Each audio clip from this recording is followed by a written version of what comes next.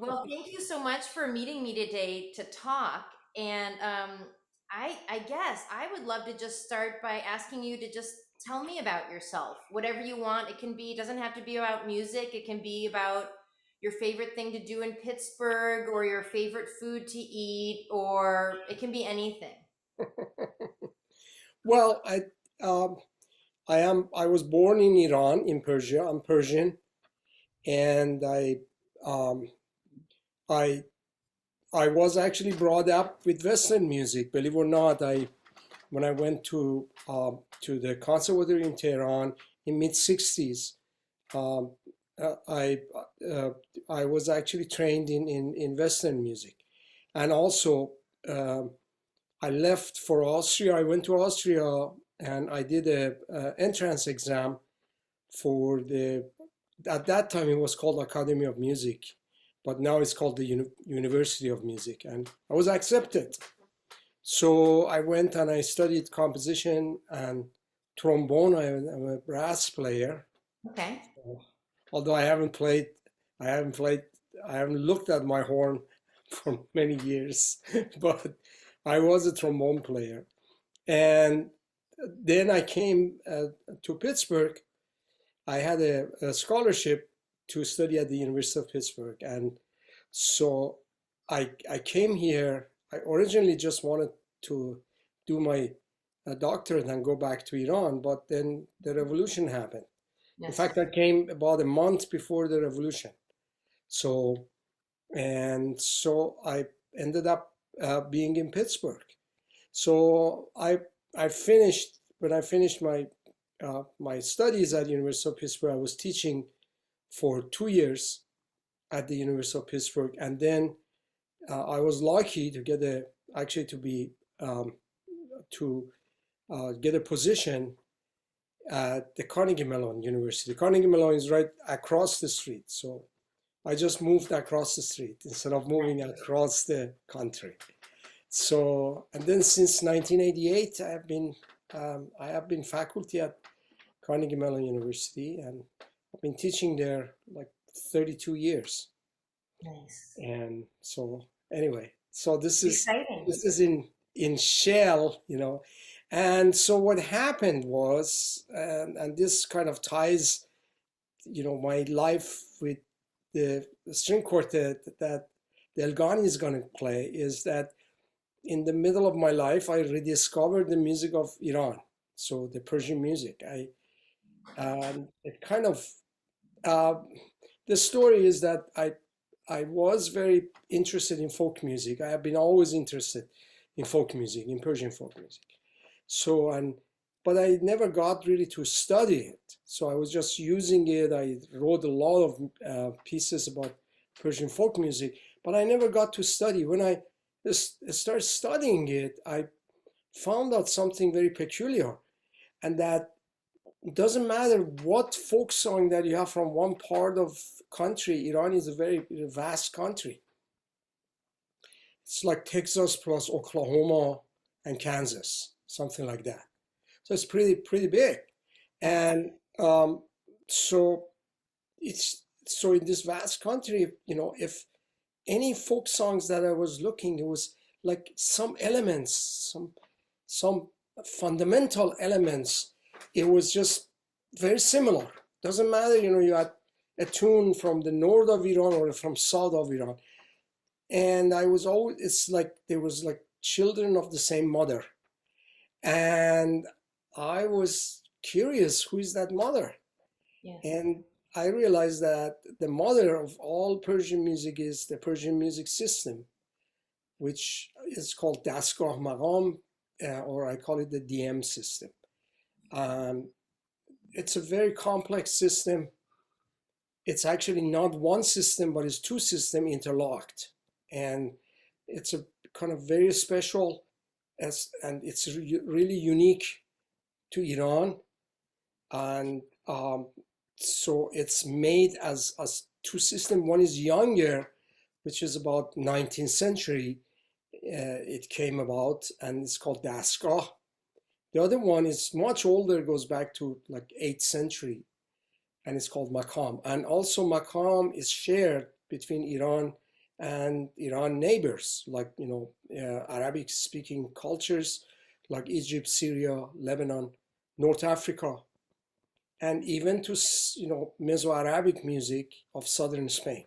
So so when I actually discovered this system, it kind of blew my mind. I you How know old were you when you discovered that? Because you'd been, as you mentioned, you'd been going through the whole system. You had been in Vienna, then in Pittsburgh. You were a trombone player. I mean, you yeah. can't get more like Western than trombone. I So was, how old were you when you all of a sudden realized well, you wanted to rock? I was actually closing to that was 20 years ago. I was um, about late 40s. Okay, interesting. And so I was like in my midlife. In fact, I got a midlife crisis. I have to confess. Okay. And I really wanted to give away everything and just go home and start, start doing the whole thing again. But then there were a couple of things that I just couldn't do. One was that, uh, if I started, a Persian, um, if I started a Persian instrument, it takes 25 to 30 years to actually master it. By the time I was, a little bit, good on playing, let's say the tar, the Persian lute, I would be 90-year old. So it was Yeah, time to die. it's still strong. Actually, can I ask you a question? How often do you go back? And when you go back, is your music played in Iran? What is your relationship now like with your mother country? Well, I don't, I mean, the last time I was in Iran was 2009. Okay. Um, I mean, my music has been played in Iran. I just, in fact, today I just heard that my book called Return to the Origin was published in Iran just yesterday. It was a Wow, good news. Yeah. congratulations. Very And we are exciting. doing, and also there's a English translation which going to come out. I'm hoping to have it published also, the English translation. So, and and also I have a very good relationship with the musical. By the way, I mean, people might be very surprised to know that that in Iran there is a very vibrant music scene. There are contemporary groups, there are contemporary music festivals, there are music festivals in all over Iran, not only in Tehran. Mhm. They are, people who write music like, like European modern, ultra modernists. They are all kind of, it's so vibrant. It's, Mm. because we don't, always what we get from Iran is politically kind of slanted. Yes. And we don't really get, what is really life in Iran, Mm. and so, the music scene, the literature and the cinema and anything that has to do with art, it's Very. really a very Persians are very emotional people, and emotion and art has to do with emotion. Yes. So emotional people have really great art. Can I So ask a yeah. question? Actually, I have some very good friends in my town who are Persian, and I taught their son violin for a long time, and the parents are so lovely, and they invite us over for meals. And um, when we were living in Germany for a number of years, the mother and I were keeping in good contact because she's an expat also. So how to live in a new country, how to find your community. And Yeah. I have two questions that are not related to music for you. And one is, what can you describe your favorite Persian meal? Maybe something your mom made for you? That's And my very. second question is, how do you recreate, or do you try to recreate your Persian community in Pittsburgh? Do you reach out to friends? Is it music? Is it smells and tastes? Or do you feel like you just don't, you're just a Pittsburghian? Or how do you find your community? Well, uh, as far as food goes, Yeah. I love all Persian food. I mean, they are amazingly, but it takes so long to make them. Oh Yes. God. But I have mastered the art of cooking orme sabzi, which is an incredibly fantastic, uh, unique dish that is made with vegetables, and you get greens, and you cut the greens, and it takes 2 hours, 2.5 hours to make it. Of course, it tastes very good with meat, but we are vegetarian. Mhm. So my wife and I are vegetarian, so I make it without meat. But nevertheless, it's really good. And also the very special way that the Persians do the rice. I have never seen any, the rice kind of flies, and then it has to have this burned rice, which called tadik. Yes. And, you know, much I have done, I could not, I don't know, I have to get, some of my Persian friends to teach me how to do tadik, but it just doesn't come out the way that for example, my brother is a great cook and Yes. has this tadik. Anyway, so and secretly, I love kebab. So whenever I go to DC, which is DC has a really good Persian restaurant, and my favorite is a form of kebab.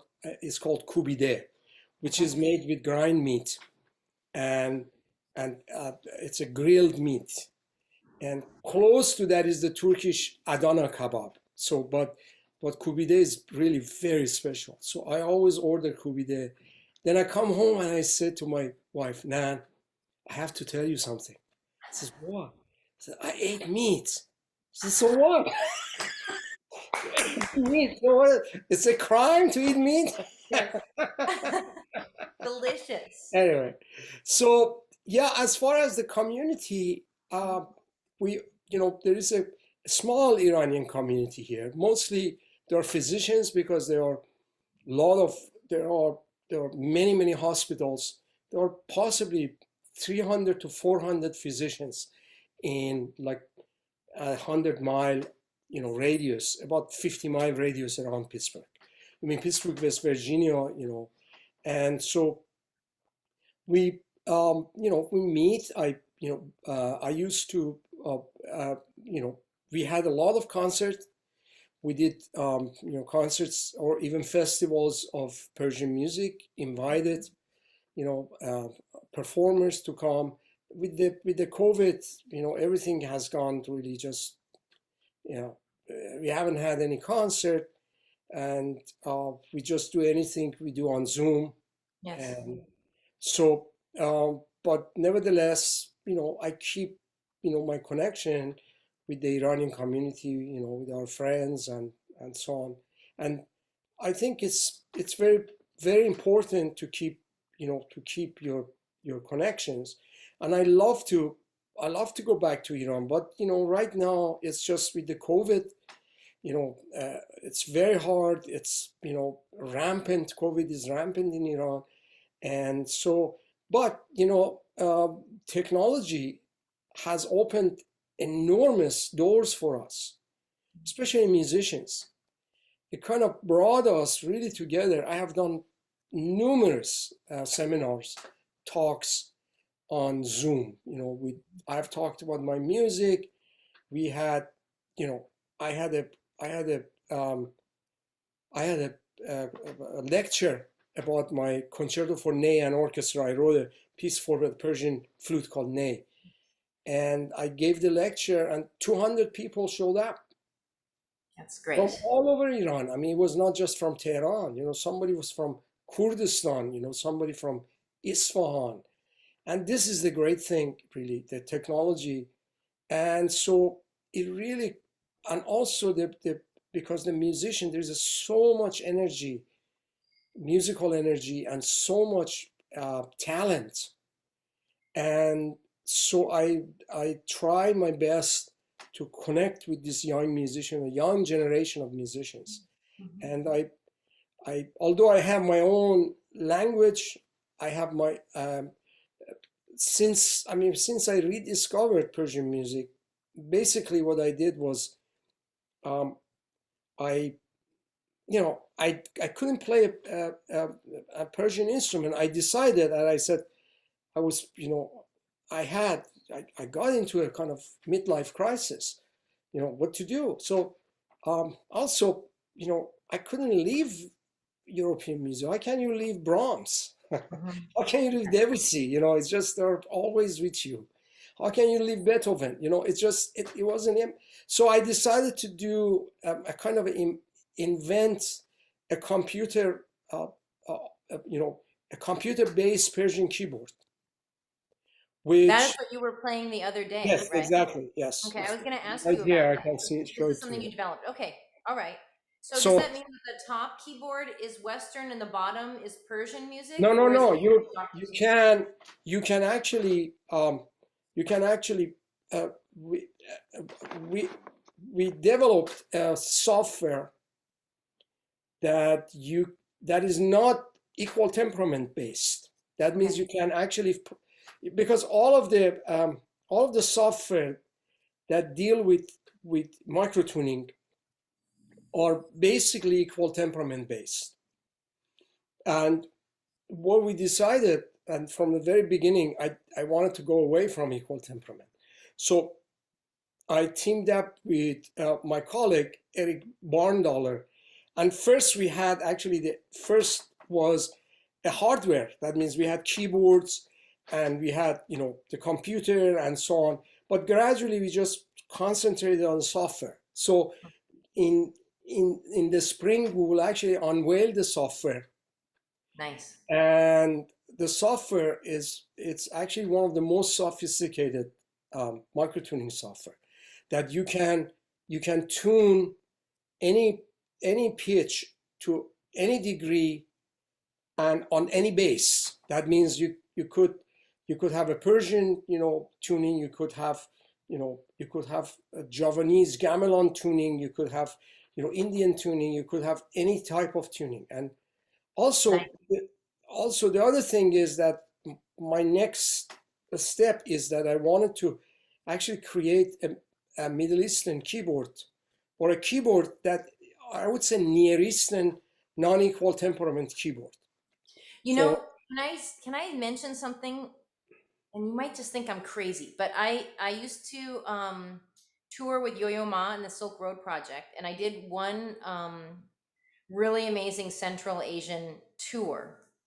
And we performed concerts, but we also went into schools and different things like that. And we had traditional musicians play for us. It was a really beautiful right, cultural exchange and eye-opening for all of us. And we went to this one school in Kyrgyzstan, and someone had taken a grand piano and then they had chopped the legs off of another grand piano and stacked it on top. I So it see. was two grand pianos and they were microtonally tuned, Right, which was unbelievable. And they right, played this for us. I mean, I guess that was the only way a keyboard could be done before what you're developing right now. right. Yeah, I think so, because most of the keyboard development, I mean, before the technology, it was like you tune. But to tune the piano is not just, the Persian system is not just one or two you know um, pitches. If you Mhm. want to do the tuning, you have completely retune the piano, Yes. and this is impossible. So what this software does, that it actually, you can have it on your cell phone, Okay. and you can attach it to any keyboard that you want, and to any sound digital sound producer, and it actually able to it will be able to change the tuning. So Amazing. it would be very good and very handy for musicians, because you don't have to, it makes it very easier for the musicians to understand. The other thing is that I have worked for, I realized that if I want to use the Persian tuning, Okay, Mhm. I always have at the beginning of my every uh, um, uh, every score that I have, including the third string quartet, I have a whole chart that it says this is the Persian tuning.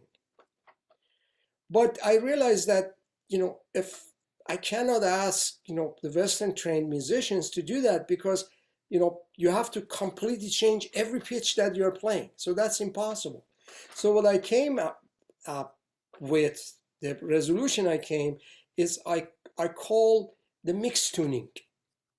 The mix tuning is that you take like four intervals. There are four very basic intervals in Persian. It's the um, small neutral second, the one that we were discussing, that you Yes. go like if you have a D and then you have an E flat, uh, almost a quarter tone higher, what we said E coron. So E coron, we have a name for it. So D to E coron is 143 cents, but then E coron to F is 157 cents. Okay. Taking into account that D to F is 300 cents, that means equal temperament. Yes. So by inserting, by inserting a few, intervals that are fundamental in Persian music, they kind of do some kind of surgery and take this and transplant it into equal temperament. Right. Exactly. The good news is that the string players never play equal temperament. That's true. So That's true. We resist it, although we have to play equally spaced tuning when we play with a piano right. or often with an orchestra because it's just too complicated to move things around. But I would say one of the most malleable ensembles is the string quartet. It really does move.